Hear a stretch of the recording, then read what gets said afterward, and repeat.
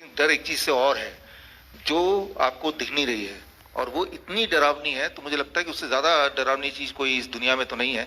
वो एक डरावनी चीज क्या है वो, या फिर मैं सीधे से जवाब दे दूं तो कि आज से 6 महीने बाद अगर मैं आपसे पूछूं कि हमारे जेब में और बैंक में सारे पैसे रखे हैं, कोई लाखों रुपए किसी के जेब में, करोड़ों रुपए बैंक में रखे हैं, ऐसा कि कोई दिन आ सकता है इस कोरोना काल की वजह से कि हम बैंक में गए और पैसा निकालने गए और वो तो गायब है ही नहीं।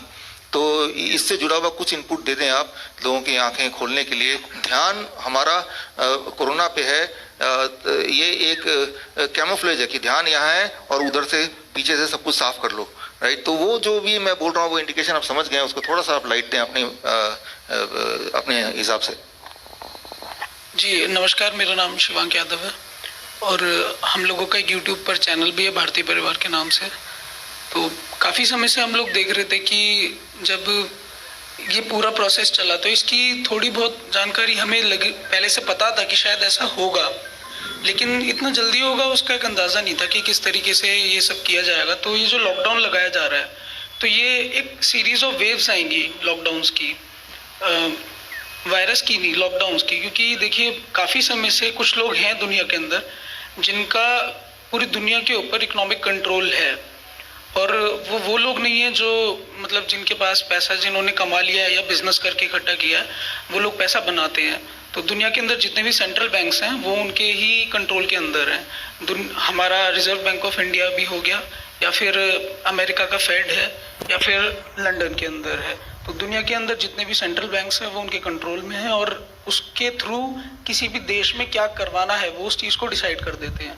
तो लॉकडाउन की वजह से क्या हुआ है कि लोग घरों से बाहर नहीं निकले। लोग घरों से बाहर नहीं निकले तो लोगों के बीच में एक्सचेंज नहीं हुआ, मतलब कि जैसे लोगों ने बहुत सारी चीज़ें खरीदी भी नहीं, किसी ने कपड़े नहीं खरीदे, या फिर किसी ने घर के अप्लायंसेस नहीं खरीदे, किसी ने घर में काम नहीं करवाया। तो जब तक लोगों के बीच में पैसे का एक्सचेंज नहीं हुआ तब तक लोगों ने नया लोन भी नहीं लिया बैंक से। लोग बैंक से लोन लेते हैं तो ही बाजार के अंदर, तो ही समाज के अंदर पैसा आता है। ये प्रोसेस हम समझेंगे तभी पता लगेगा कि नया पैसा कैसे आता है मार्केट के अंदर। पैसा क्रेडिट पर ही आता है, कर्ज पर ही आता है। आप जब बैंक से जाके आपको कोई अपनी कार लेनी है तो आपने जैसे 10 लाख रुपए का एक लोन लिया बैंक से, तो उसी समय वो नया 10 लाख रुपए बन के मार्केट के अंदर आता है।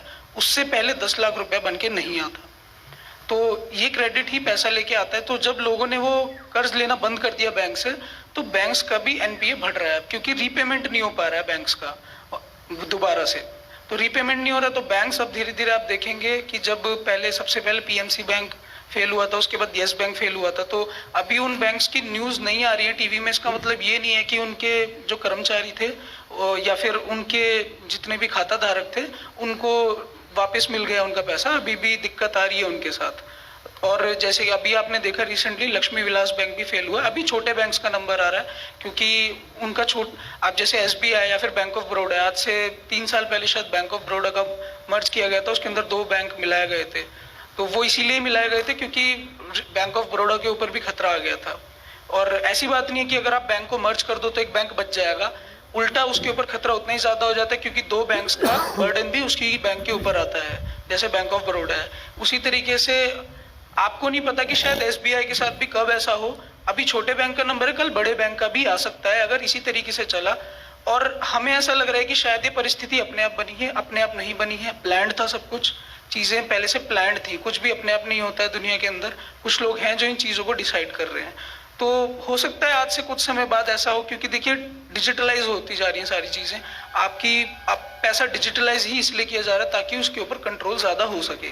जब तक डिमोनेटाइजेशन भी इसीलिए ही किया गया था ताकि डिजिटलाइज ज्यादा हो सके चीजें। आप लोग ऑनलाइन ट्रांजैक्शन पे ज्यादा प्रेफर करें बल्कि कैश के ऊपर, इसीलिए ही उस चीज को डिजिटलाइज किया गया। आपको नहीं पता कब आपके अकाउंट बंद किया जा सकता है और कब आपको ये बोल दिया जाए कि अब आपके बैंक में पैसे नहीं है, आप महीने के अंदर 20,000 रुपये, 5,000 रुपये, 25,000 रुपये ही निकाल सकते हैं। तो और ऐसी बात नहीं कि जिन लोगों का अकाउंट बैंक में होता है, लोग क्या सोच लेते हैं कि भाई चलो लक्ष्मी विलास बैंक फेल हुआ या फिर यस बैंक फेल हुआ तो हमें उससे क्या लेना देना, हमारा अकाउंट तो उसके अंदर नहीं था।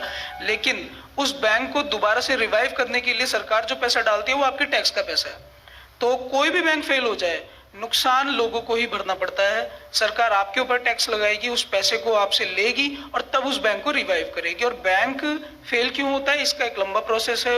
हम जब पैसे बनने की प्रक्रिया में जाएंगे कि पैसा बनता कैसे है, फ्रॉम स्क्रैच, शुरुआत से कैसे बनता है, उसको जब हम समझेंगे तभी आपको ये चीज समझ आएगी कि बैंक फेल अपने आप क्यों होते हैं। और इस सिस्टम, जो आज सिस्टम चल रहा है दुनिया के अंदर, भारत के अंदर नहीं पूरी दुनिया के अंदर, उसके अंदर बैंक्स फेल होने ही है। आज नहीं होंगे कल होंगे, क्योंकि अगर आप ध्यान से देखें तो एक छोटा सा किसान वो भी कर्ज के अंदर है, एक व्यापारी वो भी कर्ज के अंदर है, जो हमारे देश की राज्य सरकारें हैं उनके ऊपर भी इंडिविजुअल कर्ज है सबके ऊपर, और जो हमारी सरकार है, देश की सरकार है, हमारे देश के ऊपर भी कर्ज है।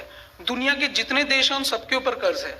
तो कर्ज है किसका, पहली बात तो ये है। एक वेबसाइट है, आप चेक कर लीजिएगा, ये मैं खुद नहीं बता रहा हूँ, आप खुद भी अपनी रिसर्च कीजिएगा इस चीज में।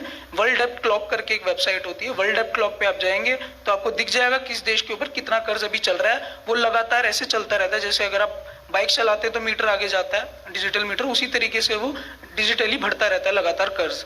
तो वो जब सभी देशों के ऊपर कर्ज है तो कर्ज है किसका, दे कौन रहा है, उसके पास देने के लिए आया कहां से।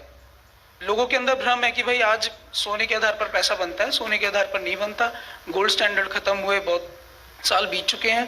तो इन चीजों को जब हम समझेंगे तो आपको समझ आ जाएगा कि आज से कुछ समय बाद जब आपके पैसे के ऊपर भी खतरा है, कोई और भी बैंक फेल हो तो भी आपके ऊपर खतरा है, आपका बैंक फेल होगा तो है ही। तो ये चीज ऐसी नहीं है कि सिर्फ आपके हेल्थ को नुकसान देगी, क्योंकि हेल्थ को तो नुकसान नहीं देगी, ये चीज प्रूव हो चुकी है। और आपके इकोनॉमिक्स को नुकसान देगी, ये चीज तो निश्चित है। आज नहीं देगी, आज से 3 महीने 4 महीने बाद जरूर देगी। तो मैं अपनी बात यहीं खत्म करता हूँ।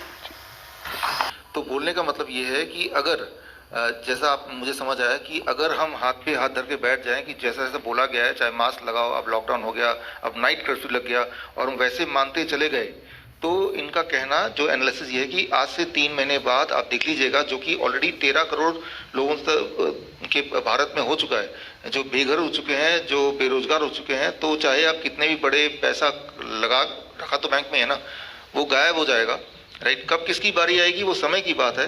उसको रोकने के लिए आज हमें तैयारी करनी पड़ेगी। आज तो हम रोक सकते हैं, लेकिन जब होना शुरू हो जाएगा फिर नहीं रोक सकते, राइट। तो ये अगर हम सोचे हमने सुन लिया, बड़ा अच्छा लग रहा है, या बड़ा ही हमने अच्छा महसूस किया, कुछ नया मिला, but you have to go beyond it, right. तो खैर इस पूरे आज के इस सेशन में यही सारी चीज़ करनी है, और मुझे लगता है कि हम लोग जितने लोग यहाँ हैं और अभी लाइव हमें देख रहे हैं इस वक्त करीब 5-7 हज़ार अलग अलग चैनल्स के माध्यम से, जिसकी हमने पहले से तैयारी की हुई थी, और आने वाले समय में 15-20 मिनट में 10-15 हज़ार लोग देखेंगे। तो मैं सभी को एड्रेस कर रहा हूँ कि हम इससे अछूते नहीं होंगे, और हम अपने जीवन के सबसे वर्स्ट दिन पर्सनली देखने वाले हैं। वो चीज़ जो टीवी में देखते हैं, हमें बहुत दुख होता है, यार उनके बेघर हो गए और वो तो सड़क पे है मजदूर, किसान सड़क पे, हमें दुख हो रहा है। लेकिन वो जब हम पे होगा तो भी वो दुख होने वाले भी नहीं बचे रहेंगे, क्योंकि वो ऑलरेडी पेरिश हो चुके होंगे। इसीलिए हमें आज कुछ करना है, कुछ करना है, तो दिस इज द डे